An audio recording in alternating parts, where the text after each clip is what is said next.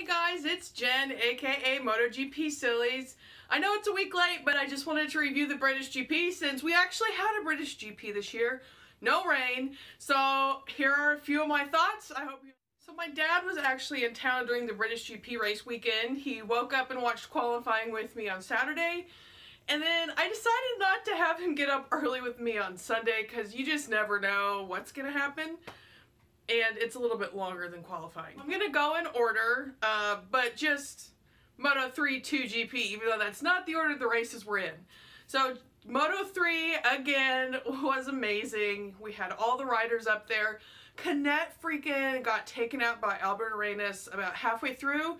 He ended up getting back up into the points, which was super impressive considering how pressed he was for time. Dalla Porta led most of the race, so that's his other title contender, so that was stressing me out a little bit.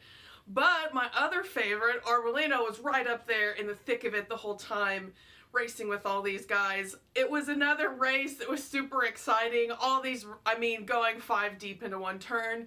It was insane madness, as usual. My dad really enjoyed it. I think that was his favorite race just because so much was going on, as usual. And it ended up that Arbolino did get second, so he got bumped up in the points, Dalla Porta third. Moto2, of course, the big story was Marquez crashing out. I think it had a lot to do with the heat, because they went after MotoGP, or they were at the end of the day when it was just hotter, and the sun actually shone during the British GP, which was a great thing for all of us, I'm sure, especially for y'all that were there viewing after last year's rain catastrophe. Fernandez, Binder, Navarro, and Gardner. It was just a great fight between those four the whole time. Moto2 can be a snoozer sometimes, but it was a fantastic race. And I'm glad my dad got to see that as well. So I was like, yes, more than all 3 of the races were exciting that day, actually.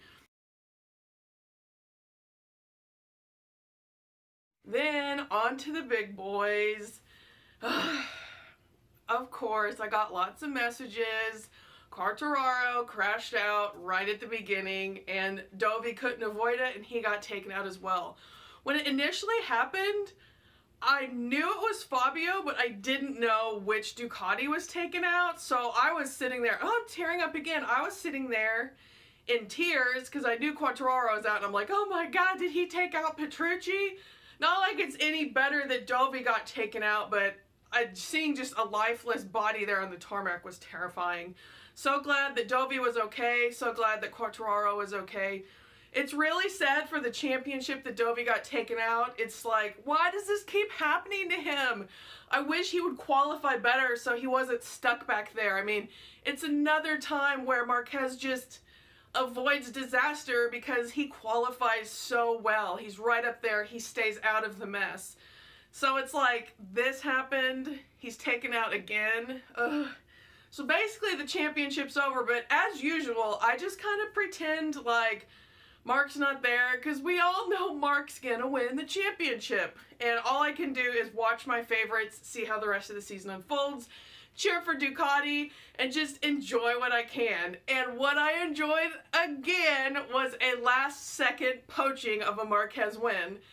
And I'm gonna say, every time I hear the phrase poached at the line, I just freaking want some poached eggs and toast. But that's beside the point. It was a great race. We got to see Rins up there battling with Marquez. We got to see a little bit of a dogfight. Rins didn't take the lead for very long. It turns out in the end that was part of his strategy. He knew he was way slower. He didn't want Mark to be behind him, seeing every move that he was making, which was smart, Rins. I think you've got to ride with your brain, not just your bike, obviously, because to beat Marquez, you've got to be smart, not just fast. Another sad point in the race for me was when freaking Zarco took out Oliveira, who's been DNF free the whole season. I was like, really, Zarco? You gave up your seat? Why are you trying to get ahead of someone? Why are you trying to get ahead of another KTM? Oh, I love Zarco, but that really upset me. And then Oliveira had an injury where he couldn't do the Misano test, so that was upsetting as well. And he'd been DNF free the entire season, so there goes that. But you know who is still DNF free?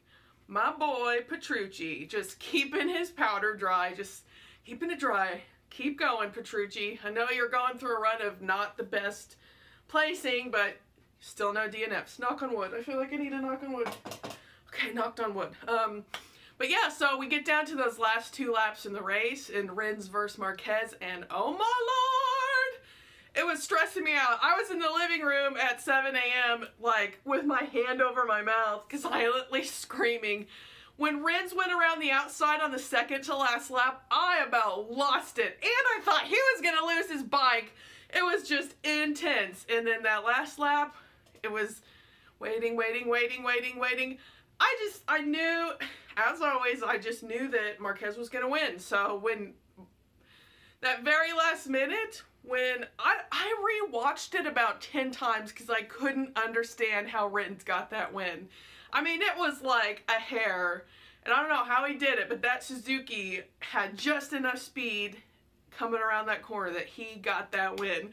And that was so exciting! It's just so exciting when someone else besides Marquez wins. So, again, the announcers were trying to make us feel sorry for Marquez. I did not feel sorry for Marquez. I feel like everyone deserves to win that wins. We don't feel sorry for whoever gets second to Marquez every time. So, go Alex, you did it again. Circuit of the Americas, now the British GP, so you're on your way. Keep fighting. I hope that you can duke it out with Marquez more often, because what a show. That Suzuki's got that corner speed that's unreal. Next up is the Misano race. It's on my birthday weekend. And another thing I did is I booked a grand tour of COTA for my birthday, so hopefully I'll be able to take some video there and share that with you. I hope you all have a great week. Sorry I'm a little late on this video, but thanks for watching. Thank you for subscribing. Please like, share, and subscribe, and I will see you all soon. Catch me on Instagram, MotoGP Sillies, for daily fangirling. I will talk to you all soon. Bye!